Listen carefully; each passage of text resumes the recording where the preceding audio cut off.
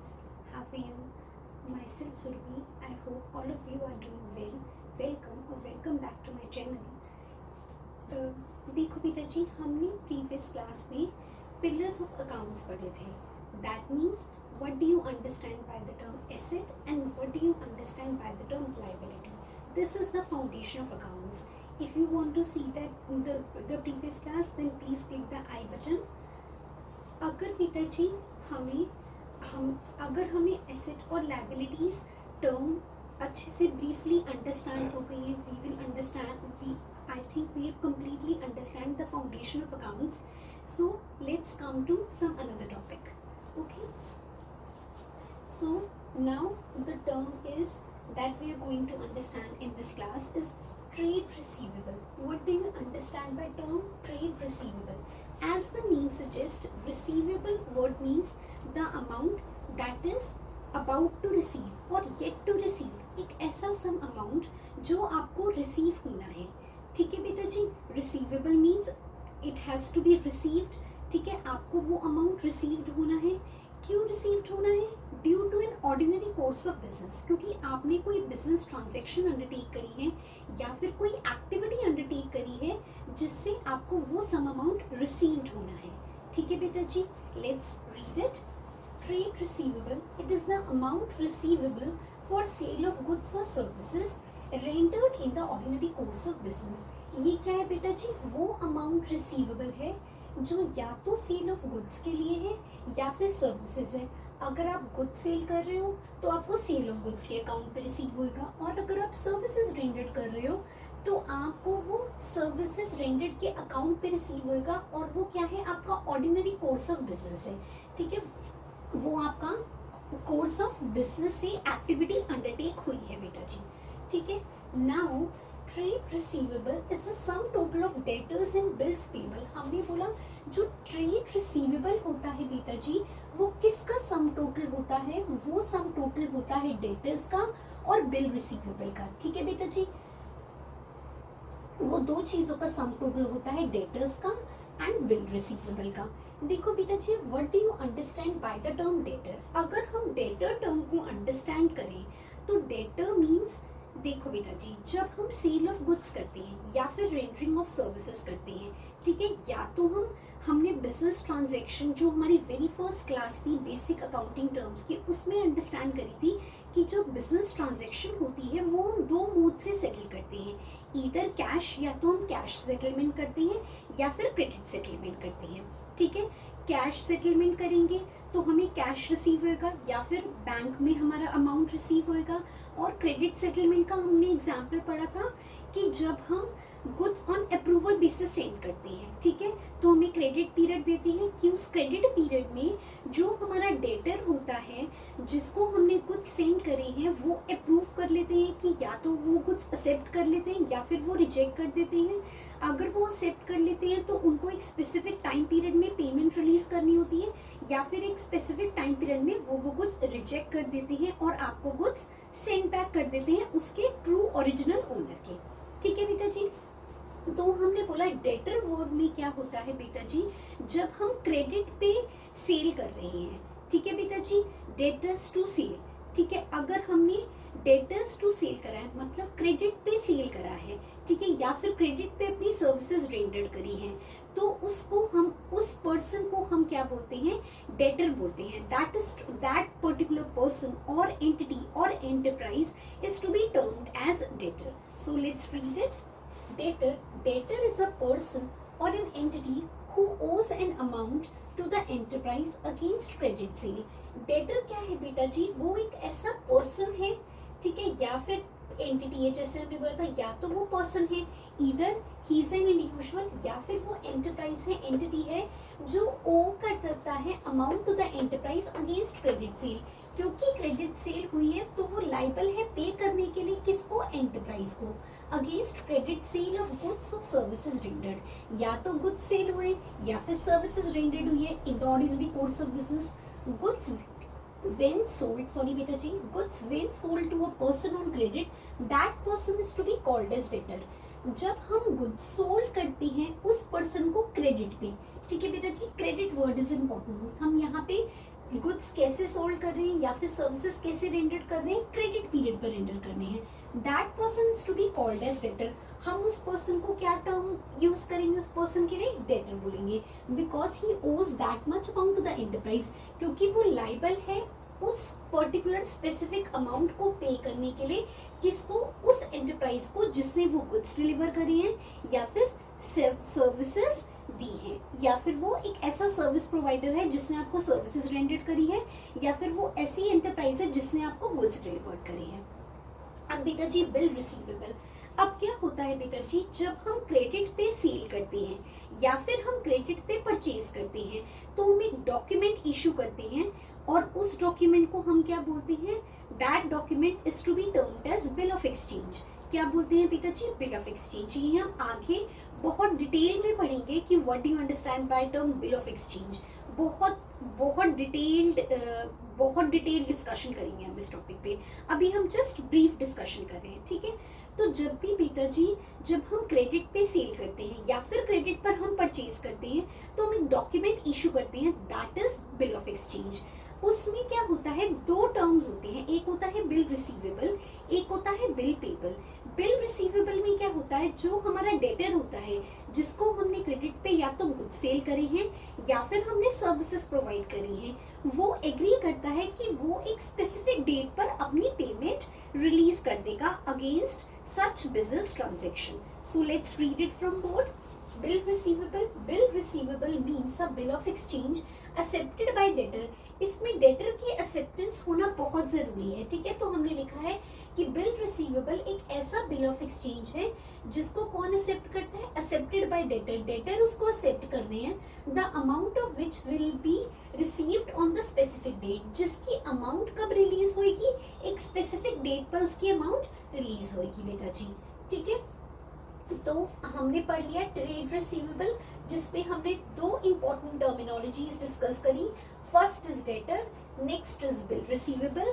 Debtor में हमने बोला जब हम गुड्स सेल करते हैं किस पे, क्रेडिट बेसिस पे, तो उस पर्सन को हम डेटर बोलते हैं, या फिर हम सर्विसेज प्रोवाइड कर रहे हैं, ठीक है बेटा जी, क्रेडिट पे, तो हम उस पर्सन को क्या बोलेंगे, that service receiver is to be termed as debtor. फिर हमने बोला बिल रिसीवेबल। बिल रिसीवेबल क्या होता है, ये एक ऐसा बिल ऑफ एक्सचेंज है जिस पे डेटर अपनी एक्सेप्टेंस देता है, yes I am accepting this bill of exchange, और जिसमें वो एक्सेप्ट करता है कि वो एक स्पेसिफिक डेट पर अपनी जो पेमेंट है against such business transaction release करेंगे। ओके बेटा जी, now next important definition is trade payable, ठीक है। अब as the name suggest, payable means ये सम अमाउंट आपको पे करनी है, ठीक है, क्योंकि आपने कुछ क्रेडिट परचेज करा है। जब हम सेल करते हैं तो हमें रिसीव्ड होता है, ठीक है, ओके बेटा जी। और जब हम परचेज करेंगे तो वी आर लाइबल टू पे, अब हमें दूसरी एंटरप्राइज को पे करना है, ठीक है। Let's read it. It is the amount payable for purchase of goods and और services taken in the ordinary course of business. ये क्या है बेटा जी, वो अमाउंट है जो आप लाइबल को पे करने के लिए, क्यों, क्योंकि आपने परचेज करी है या तो गुड्स या फिर services taken in the ordinary course of business. Transaction आपकी ऑर्डिनरी कोर्स ऑफ बिजनेस में ही हुई है, ठीक है। So trade payable is a sum total of creditors and bill payable. Trade payable क्या होता है बेटा जी, ये सम टोटल है क्रेडिटर्स का और बिल्स पेबल का, ठीक है। It is the sum total of creditors and bills payable, ठीक है बेटा जी। नाउ क्रेडिटर, ठीक है, तो हमने क्रेडिटर में हमने क्या बोला, जिस पर्सन से हमने परचेज करी है, किस पर परचेज करिए बेटा, क्रेडिट पे परचेज करिए, या फिर या तो हमने गुड्स क्रेडिट पे परचेज करिए या फिर सर्विसेज, ठीक है। That person is to be termed as creditor और that enterprise is to be termed as creditor. Creditor is a person or an enterprise to whom enterprise owes an amount against credit purchase of goods or services. Creditor एक ऐसा individual है, person है, या तो वो entity है, enterprise है, to whom enterprise owes, जिससे एंटरप्राइज ओ करता है अमाउंट अगेंस्ट क्रेडिट परचेज, क्योंकि क्रेडिट परचेज हुआ है या तो बेटा जी गुड्स का या फिर सर्विसेज का। फिर बिल्स पेबल में हमने क्या बोला, बिल्स पेबल बेटा एक ऐसा बिल ऑफ एक्सचेंज है, ऐसा बिल ऑफ एक्सचेंज डॉक्यूमेंट है जो क्रेडिटर एक्सेप्ट कर रहा है, ठीक है, कि वो अमाउंट ऑफ पेमेंट रिलीज करेगा, पेबल है वो amount on a specific date, ठीक है। So bills payable means a bill of exchange accepted by a person. ये बिल पेबल मतलब वो बिल ऑफ एक्सचेंज है जो एक्सेप्ट करे उस पर्सन ने या फिर एंटरप्राइज ने, the amount of which will be payable on the specific date, जिसका अमाउंट हमें कब पे करना है बेटा जी, एक स्पेसिफिक डेट पर हमें पे करना है। तो ट्रेड पेबल क्लियर हो गया, जिसमें हमने दो इंपॉर्टेंट टर्मिनोलॉजीज अंडरस्टैंड करी, क्रेडिटर और बिल पेबल। क्रेडिटर में हमने बोला ये एक ऐसा पर्सन है, इधर इंडिविजुअल है या फिर एंटरप्राइज है, जो ओ कर रही है such amount to the enterprise और वो लाइबल है पे करने के लिए सम पेबल, क्योंकि उसने क्रेडिट पे परचेज करी है या तो गुड्स को या फिर सर्विसेज को। और बिल पेबल क्या है बेटा जी, एक ऐसा बिल ऑफ एक्सचेंज है जो एक्सेप्ट करा है उस पर्सन ने कि वो लाइबल है पे करने के लिए amount on a specific date, on a particular date which is being specified on that bill of exchange। bill of exchange पे वो डेट लिखी हुई होती है, ठीक है बेटा जी। अब देखो what do you understand by term voucher। अब देखो बेटा जी, जब हम ऑडिट के लिए जाते हैं या फिर हम किसी भी कंपनी के फाइनेंशियल्स देखते हैं, बुक्स ऑफ अकाउंट्स देखते हैं, तो हमें कैसे पता लगेगा कि कितने कितने इनवॉइस रिलीज हुए हैं, कितने बिल्स इशू हुए हैं, कितने एक्सपेंसेस हुए हैं, कौन कौन से एक्सपेंस आपने कैश में रिलीज करे हैं, पेमेंट करी है, किन किन एक्सपेंस की आपने बैंक पेमेंट करी है, ये हमें कैसे पता लगेगा, हमें वाउचर ही तो देखकर पता लगेगा। तो वाउचर क्या है बेटा जी, ये एविडेंस है, ये ऐसा सपोर्टिंग डॉक्यूमेंट है जिसके बेसिस पे हम देखते हैं कि ट्रांजैक्शन कैसे अंडरटेक हुई है, कौन सी ट्रांजैक्शन हुई है और किस मीडियम के थ्रू वो अंडरटेक हुई है, ठीक है बेटा जी। तो voucher is an evidence, voucher एक ऐसा एविडेंस है किसका, बिजनेस ट्रांजैक्शन का, ठीक है। वाउचर क्या है, एक एविडेंस है, एक ऐसा सपोर्टिंग डॉक्यूमेंट है जिसके बेसिस पे हम देखते हैं कि कौन सी ट्रांजैक्शन अंडरटेक हुई है और क्या उसका मोड ऑफ पेमेंट हमने चूज करा है फॉर सेटलमेंट ऑफ पेमेंट, ठीक है बेटा जी। फॉर एग्जाम्पल क्या हो गया, इनवॉइस कैसे जनरेट हुए हैं, बिल्स कैसे जनरेट हुए हैं, कैश मेमो बने हैं या नहीं, for an amount of rupees more than 5000 उसके लिए हमने कैश मेमो जनरेट करी है या नहीं, रिसिप्ट कैसे हुई है, एक्सेट्रा। नाउ डिस्काउंट, देखो बेटा जी, जब ये डिस्काउंट बहुत लेमन टर्म में भी हम यूज करते हैं। फॉर एग्जाम्पल हम मान लो वेजिटेबल्स लेने गए या ग्रोसरी स्टोर गए, ठीक है, तो हम बोलते हैं ना, भैया बोलते हैं कि ना देखो आपका टोटल हो रहा है 102, तो हम बोलते हैं ना भैया अब 102 2 rupees, I don't have a coin, मेरे पास 2 रुपी का कोई कॉइन नहीं है या कोई कॉइन नहीं है, तो आप क्या करो, राउंड अबाउट कर दो, ठीक है। तो हम बोलते हैं भैया 100 रुपीज में ही एडजस्ट कर लो। तो बेटा जी डिस्काउंट क्या होता है, reduction in the sales invoice, जो आपका इनवॉइस का टोटल हो रहा है, जो आपका बिल का टोटल हो रहा है, उसमें अगर आपको रिडक्शन मिलती है, that is to be termed as discount. अब देखो बेटा जी, डिस्काउंट दो टाइप्स के हो सकते हैं, या तो हो सकता है कैश डिस्काउंट, जिसका भी हमने एग्जाम्पल पढ़ा कि हम ग्रोसरी स्टोर पे गए, हमारा टोटल हो रहा था 102, हमने भैया जी को बोला कि भैया जी हमारे पास 2 रुपी का कॉइन नहीं है, तो हमने बोला कि भैया आप 100 रुपीज में ही एडजस्टमेंट कर लो, ये जो हमने सामान लिया उसकी सेटलमेंट 100 रुपीज में ही कर लो, 2 रुपीज का आप डिस्काउंट ऑफर कर दो। एक होता है बेटा जी ट्रेड डिस्काउंट। ट्रेड डिस्काउंट क्या होता है बेटा जी, बहुत सारी एंटरप्राइज क्या करती हैं, एक डिस्काउंट रेट एक परसेंटेज स्टैब्लिश कर देती हैं कि अगर आपने इस परसेंटेज से ज्यादा हमसे परचेज करी, ठीक है, इससे ज्यादा करी तो आपको डिस्काउंट मिलेगा, ठीक है। फॉर एग्जाम्पल 1% डिस्काउंट मिलेगा सेल्स इनवॉइस पे, या फिर 3% मिलेगा या 5% मिलेगा, वो एंटरप्राइज अपनी टर्म्स कंडीशंस के बेसिस पे डिसाइड करती है कि इतना हम ट्रेड डिस्काउंट ऑफर करेंगे, अगर कोई हमसे इतना अमाउंट बाय करता है या इतने के गुड्स बाय करता है तो हम डिस्काउंट ऑफर करेंगे, ठीक है। Let's read it. Discount, it is a reduction in the price of goods from the amount to be paid to a customer by an enterprise, जो सम अमाउंट कस्टमर लाइबल है पे करने के लिए। Grocery store में we are liable to पे, क्योंकि हम क्या थे, बायर थे और ग्रोसरी स्टोर का ओनर सेलर था, तो हम लाइबल थे कितना पे करने के लिए, 102, बट हमने एडजस्टमेंट कितने में कराई, 100 रुपीज में, ठीक है। तो हमने क्या बोला, it is a reduction in the price of goods, हमने रिडक्शन करवा ली प्राइस ऑफ गुड्स में, और from the amount to be paid to a customer when enterprise, ठीक है। Discount allowed may be trade discount, या तो ट्रेड डिस्काउंट हो सकता है, जो मैंने बोला कि हम देखते हैं एंटरप्राइज अपनी टर्म्स कंडीशन पे बेसिस पे हम बोलते हैं कि अगर आपने इतना बाय करा तो 1% का डिस्काउंट, इतना लॉट बाय करा तो 3% का डिस्काउंट, इतना लॉट बाय करा तो 5% का डिस्काउंट, ठीक है। या फिर कैश डिस्काउंट हो सकता है जो हमने ग्रोसरी स्टोर के ओनर से डिमांड करा था। अब देखो बेटा जी, बेसिक अकाउंटिंग टर्म्स में कुछ बहुत स्मॉल स्मॉल डेफिनेशंस हैं जो हम थरली अभी हम डिस्कशन कर लेते हैं, ठीक है। जैसे कि बेटा जी एक पॉइंट होता है insolvent. What do you understand by the term insolvent? Insolvent बेटा जी वो पर्सन होता है जो अभी इस कंडीशन में नहीं है कि वो अपने डेब्ट्स को बियर कर सके, ठीक है, अपने डेब्ट्स को क्लियर कर सके, तो that person is to be termed as insolvent. वो अपनी इस पोजीशन में नहीं है कि जो उसकी लाइबिलिटीज हैं, इवन दो वो इंटरनल लाइबिलिटीज हो या एक्सटर्नल लाइबिलिटीज हो, वो इस पोजीशन में ही नहीं है कि वो अपनी लाइबिलिटीज को क्लियर कर सके, ठीक है बेटा जी।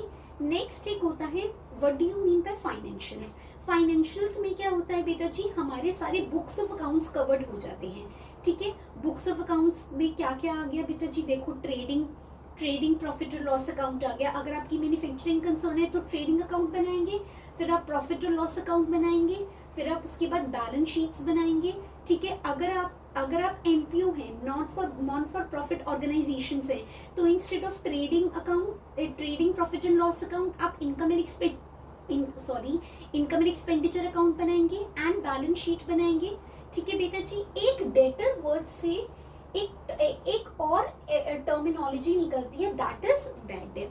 बैड डेट क्या होता है बेटा जी, अब हमने बोला कि हम डेटर को ना एक बिल ऑफ एक्सचेंज देते हैं, जो डेटर एक्सेप्ट कर लेता है, ठीक है, कि वो इस डेट को अपनी पेमेंट रिलीज करेगा, ठीक है बेटा जी। अब अगर वो उस डेट को पेमेंट नहीं रिलीज कर पाता है, ठीक है, हमने पढ़ा था ये हमारी करंट एसेट है, ठीक है। करंट एसेट जो हमें सेटल करनी होती है with in 12 months from the end of the accounting period, ठीक है। With in the period of 12 months, एक 12 मंथ्स का टाइम फ्रेम है from the end of the accounting period. अगर वो उस टाइम फ्रेम में पेमेंट रिलीज नहीं करते हैं तो क्या होते हैं बेटा जी, वो बैड डेब्ट्स हो जाते हैं।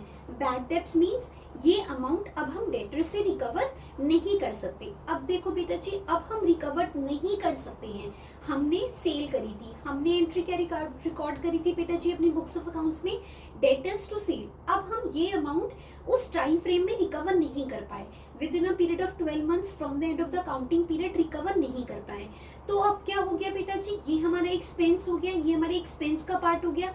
हमें पेमेंट रिलीज तो नहीं हुई, गुड्स में हमने अपनी कॉस्ट तो इनकट करी थी, अब जो हमने कॉस्ट इनकट करी थी वो हमारा एक्सपेंस था, तो ये हमारे किसका पार्ट हो गया, एक्सपेंस का पार्ट हो गया। So bad debts are to be debited to the profit and loss account, तो ये हमारा एक्सपेंस हो गया। सिंस ये हमारा एक्सपेंस हो गया क्योंकि उन गुड्स में हमने कॉस्ट तो अपनी इनकट कर चुके थे, तो that amount is to be debited to the profit and loss account.